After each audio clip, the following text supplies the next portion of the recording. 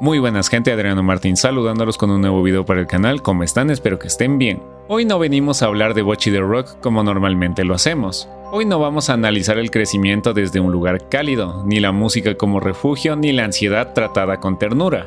Hoy entramos en un lado distinto de esta historia, uno más oscuro, más incómodo y bastante más crudo. En el capítulo anterior de Bocchi the Rock más allá de una comedia, el usuario With Dirt Foxy Creepypasta me comentó que le gustaría ver análisis y resúmenes de las historias del fandom, versiones alternativas que toman a estos personajes que tanto queremos y los colocan en escenarios muy diferentes. Y bueno, hoy vamos a cumplir con ese pedido. Lo que estás a punto de ver no es canon, no es oficial y tampoco busca reemplazar la historia original. Es una reinterpretación nacida del fandom, una especie de ¿qué pasaría si? Llevado al extremo. Aquí, Bocchi no enfrenta sus miedos de la misma forma. Aquí, la música no siempre es un refugio. Y aquí, las decisiones tienen consecuencias mucho más duras. Así que si ya viste la serie original, te advierto algo. Esta historia puede incomodar, pero justamente por eso vale la pena mirarla con calma.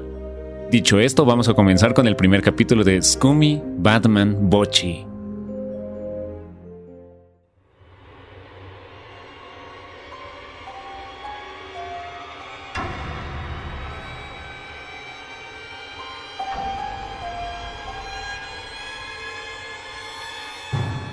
Antes de entrar de lleno en la historia, déjame plantearte algo. ¿Te imaginas si Bocchi no fuera esa chica ansiosa, insegura y paralizada por el miedo que conocemos? Si en lugar de quedarse callada, a esconderse o huir, hubiera aprendido a endurecerse. Porque en la serie original la ansiedad de Bocchi la frena, sí, pero también la hace vulnerable, humana, incluso entrañable. Su miedo no nace del desprecio hacia los demás, sino del miedo a no ser suficiente. Pero en esta historia alternativa ese miedo toma otro camino. Aquí, Bocchi no se rompe hacia adentro, se rompe hacia afuera. En lugar de dudar de sí misma, empieza a dudar de los demás. En lugar de sentirse pequeña, empieza a convencerse de que el mundo le debe algo. Su inseguridad no desaparece, se transforma en cinismo. Su ansiedad ya no la paraliza, la vuelve calculadora. Y eso cambia todo, porque una Bocchi así ya no busca conexión, busca control. Ya no quiere encajar, quiere destacar. Ya no sufre en silencio, empieza a usar ese dolor como una herramienta. Esta versión de Bocchi no es más fuerte, es más dura. Y lo más inquietante es que no nace de la nada, nace de la misma herida, solo que mal cerrada. De esa pregunta que muchos nos hemos hecho alguna vez. Y si en lugar de intentar cambiar yo decido que el problema es el mundo, Scummy Batman Bocchi es eso. La Bocchi que pudo haber sido si en lugar de sanar, hubiera elegido sobrevivir a cualquier costo. Con eso en mente, ahora sí, vamos a entrar en el primer capítulo y ver cómo empieza esta historia. Esta historia comienza tal y como todos la conocemos, con la diferencia de que un suceso de malas decisiones dentro de la banda provocó su separación y enemistad entre las integrantes de la banda. Hoy en día, Bocchi es una chica completamente desalineada, grosera, con una actitud muy decadente y completamente distanciada de sus amigos y seres queridos, además de estar más preocupada por ir al casino que por cualquier otra cosa, y ya solo le queda su talento para poder subsistir en esta vida. De hecho, Bocchi se unió a otra banda, y la sola mención de que Sokuban es suficiente para que Bocchi amenace tu vida. Bocchi recuerda que ella solía ser una chica melancólica, mientras su acompañante ve en lo que se ha convertido, alejándose de aquella chica que conoció alguna vez en el pasado. Bocchi explica que cuando se separaron, pasaron muchas cosas, y al final se disolvieron perdiendo total comunicación entre ellas. Bocchi estaba destrozada por la depresión. Fue entonces cuando Kikuri la invita a ahogar sus penas y preocupaciones con el alcohol, ahora que ya es mayor de edad y puede beber. Pero apenas tomó el primer trago, sintió un gran shock dentro de ella. Aunque ella tenía una idea de cómo sabría, no pensó que sería tan malo. Y ese único trago hizo que perdiera su capacidad de pensar completamente, llegando a la conclusión de que no es tan malo como creía. Ella siempre había querido cambiar para mejor, pero ahora ya no es necesario. Si se siente mal o está pasando un mal momento, solo bebe, y cuando lo hace se olvida de la vergüenza y toda esa mierda. Con el paso del tiempo, Bocchi se volvió más agresiva y desalineada. Usa piercings que antes le daban miedo, pero con el alcohol ya es diferente, y todo gracias al camino que Kikuri le enseñó. Después de la ruptura, Bocchi vuelve a casa, apestando alcohol, tabaco y está completamente ebria, preguntándose por qué apoyó esa basura de banda. De hecho, ahora vive con una de sus fans, quien parece ser la única que la acepta y se preocupa por ella a pesar de cómo es ahora. Ambas se relajan viendo el techo del departamento. Bocchi cuestiona a su fan de por qué sigue con ella aún después de convertirse en esto, que ya no existe Kesokuban y ya no queda nada de la persona que le gustaba. La chica explica que la Hitori de ahora apesta mucho. Aunque todavía conserva su talento, tiene manías y costumbres repugnantes, y cuando está sobria solo llora pensando en el pasado. Y a pesar de eso, es la fan número 2 de Kesokuban, pero la fan número 1 de Hitori Gotou. Y cuando esté dispuesta a dejar esa vida para recuperarse, ella será su apoyo, y si no es así, ella la seguirá hasta la muerte, porque ella es ese tipo de fan. Bocchi solo se ríe y le voltea la mirada mientras la llama loca. Ahora pasamos a ver qué es de la vida de las demás integrantes de la banda. Primero vamos con Kita, que después de la ruptura de la banda se dedicó a ser una influencer famosa de Instagram, mientras realiza un en vivo agradeciendo los comentarios y apoyo de la gente, hasta que le preguntan por la banda. Esto causa molestia en Kita y admite que ya no toca la guitarra, cerrando el en vivo de forma abrupta. Nijika es la que continúa vinculada a la música, aún después de la ruptura, y ella recibe ofertas para unirse a bandas, pero al igual que con las demás integrantes, la sola mención de Kesokuban hace que Nijika intente cambiar el tema y rechace toda oferta que le hacen. Por último, vamos con Ryo, que parece no haber perdido contacto con Bocchi a pesar de que la banda ya se disolvió, pero ella continúa con la misma personalidad y actitud de siempre. Ambas están comiendo y como siempre Bocchi termina pagando la parte de Ryo, hasta que le pide a Bocchi que la acompañe.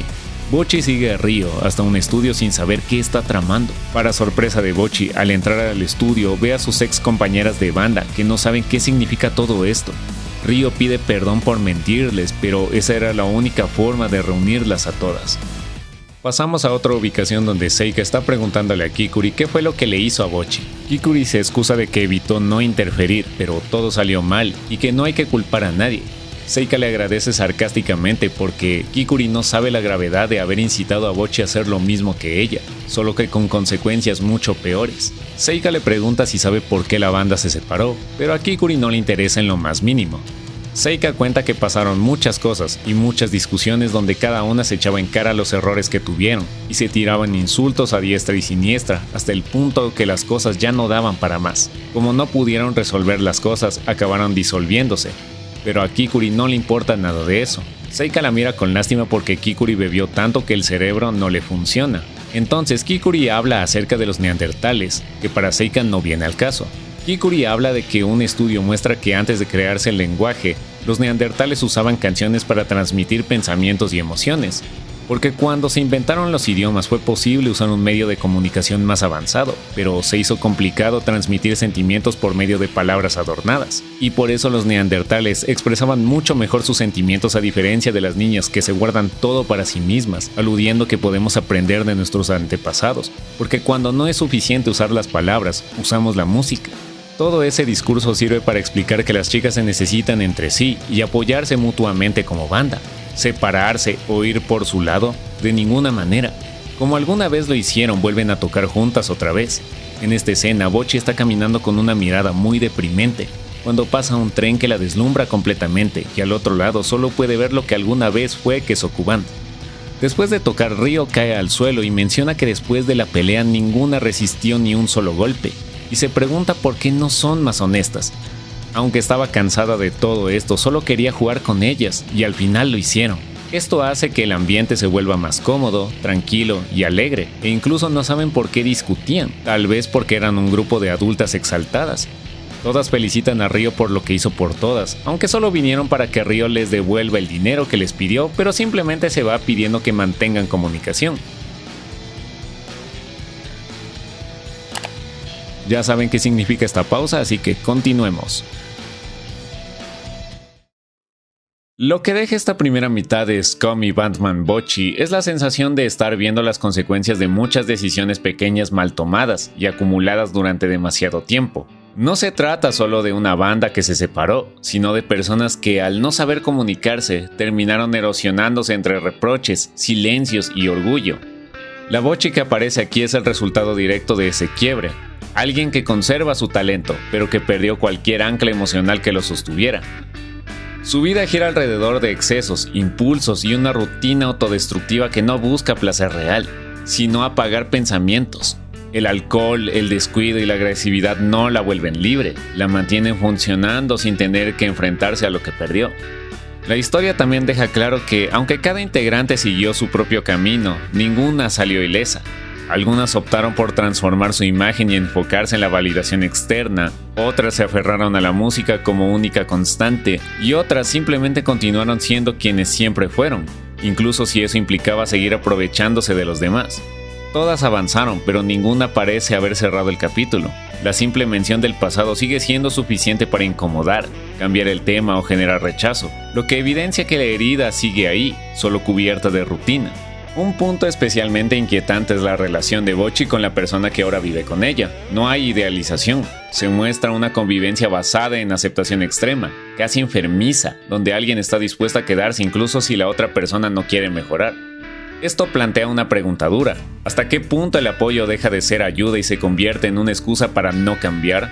La risa de Bocchi ante esa devoción no es alivio, es distancia. No se siente digna de ella, pero tampoco dispuesta a salir del pozo. En paralelo, los adultos que rodean esta historia tampoco aparecen como figuras salvadoras. Kikuri representa la normalización de la evasión, alguien que no ve gravedad en arrastrar a otros hacia el mismo vacío, porque ella misma dejó de medir las consecuencias. Seika, en contraste, encarna la frustración de quien observa el daño desde fuera, consciente de lo que se rompió y del peso real que tuvo aquella separación. El choque entre ambas visiones deja claro que no todos los errores nacen de la maldad, muchos nacen de la irresponsabilidad emocional.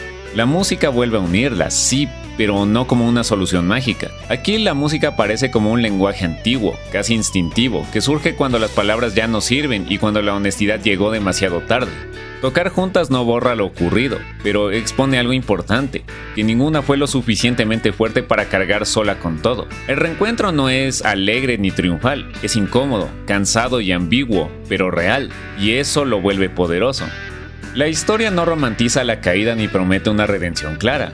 Nos muestra a personas adultas que actuaron como tales solo en apariencia, que se hirieron mutuamente y que ahora cargan con las consecuencias. Scummy Bandman Bocchi no habla de volver a ser quienes eran, sino de enfrentar en lo que se convirtieron. Y en ese reflejo oscuro, el lector también puede reconocerse, en las amistades rotas por orgullo, en las decisiones tomadas para no sentir, y en ese momento incómodo donde uno se pregunta si seguir adelante fue realmente sanar, o solo aprender a ignorar el dolor. Con esto la historia deja claro que todavía no hemos llegado al verdadero punto de quiebre. Todo lo visto hasta ahora funciona como una base, relaciones tensas, heridas abiertas y decisiones que siguen afectando el presente, llevándonos a la siguiente parte de esta historia. Pero antes de seguir quería pedirte algo a ti que estás viendo esto. Si eres nuevo en el canal y estás viendo este video, o quizás alguno de los que ya subí y todavía no estás suscrito, no pasa nada. Puedes seguir disfrutando el contenido tranquilamente, aunque si decides suscribirte me ayudarías un montón a seguir creciendo y poder traer más videos como este. Muchas gracias. Y ahora sí, sigamos con el capítulo. Ahora nos adentramos a una escena donde un fan se acerca a Bocchi para regalarle unos chocolates que tira a la basura para quemarlos. La fan que vive con ella le pregunta si está bien hacer eso, y Bocchi responde que la última vez que le dieron chocolates vino con pelos adentro. Ahora todo parece indicar que Kesokuban se reunió otra vez, y todas parecen estarse divirtiendo. La fan de Bocchi expresa su felicidad al ver de nuevo al Kesokuban que tanto adora, y ver a Bocchi así después de mucho tiempo. La sonrisa de la chica poco a poco se va apagando y se da cuenta de que no es lo suficientemente buena para Bocchi. Después de que la banda se disolviera, Bocchi entró en una depresión que la chica no aguantó verla así, y por eso la invitó a vivir con ella para apoyarla y estar a su lado. Pero al final eso no bastó. Lo que Bocchi necesitaba era...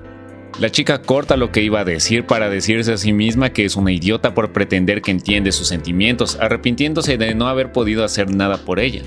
Lo mejor que puede hacer es dejarla ir, porque nunca debieron estar juntas, porque no está bien que una fan esté con una integrante de la banda que le gusta. Empacará todo y evitará ver a Hitori para no resistirse a irse.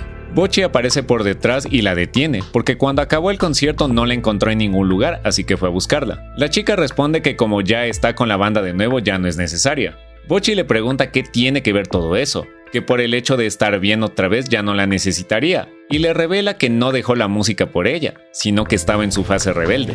Como no sabe explicarlo, primero toma alcohol para ordenar sus ideas y explicarle que cuando toma actúa sin pensar y sin preocuparse por nada, para pedirle que sigan viviendo juntas porque la necesita. La chica con lágrimas en los ojos corre a abrazarla feliz al saber que Bocchi, aún en su mal momento, necesita de ella. Mientras tanto, Kita, Ryo, Seika y Nijika estaban viendo todo lo que pasaba entre Bocchi y su fan. Kikuri está ebria y perdida en algún lugar, para terminar con Bocchi y su fan celebrando juntas que aunque las cosas hayan mejorado, no va a dejar de beber para evitar el síndrome de abstinencia. Y así cerramos este primer capítulo de Tsukumi Bandman Bocchi. Una historia que no busca incomodar por provocar, sino por mostrar algo que muchas veces preferimos no mirar, que no todas las caídas se ven tristes desde afuera, y que no todas las sonrisas significan que alguien esté bien. Aquí la música no arregla todo, las personas no sanan de golpe y las decisiones, incluso las que parecen pequeñas, dejan marcas profundas. Este capítulo no nos habla de villanos ni de héroes, sino de personas rotas intentando seguir adelante como pueden, de vínculos que duelen, de apoyos que no siempre alcanzan y de errores que no se pueden borrar solo con buenas intenciones. Y tal vez lo más inquietante es que nada de esto se siente imposible, se siente humano, porque a veces no elegimos el camino correcto, solo el que nos permite seguir respirando, y eso no nos convierte en malas personas, solo en personas que aún no saben cómo sanar. Y con eso damos por terminado el video de hoy. Si esta historia te dejó pensando, si te incomodó o si simplemente te hizo ver a estos personajes desde otro ángulo, gracias de corazón por quedarte hasta aquí.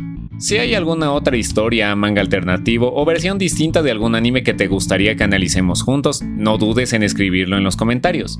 Pero antes de despedirme te invito a seguir acompañándome también en TikTok, donde comparto fragmentos, reflexiones y pensamientos que salen de estos videos, siempre con el mismo cariño y cuidado con el que hago este contenido. Y bueno gente, nos vemos en el siguiente capítulo, donde esta historia seguirá mostrando que no todo se rompe de golpe, a veces se quiebra poco a poco. Así que dicho esto, cuídense mucho, gracias por estar aquí y nos vemos en el próximo video. ¡Hasta luego!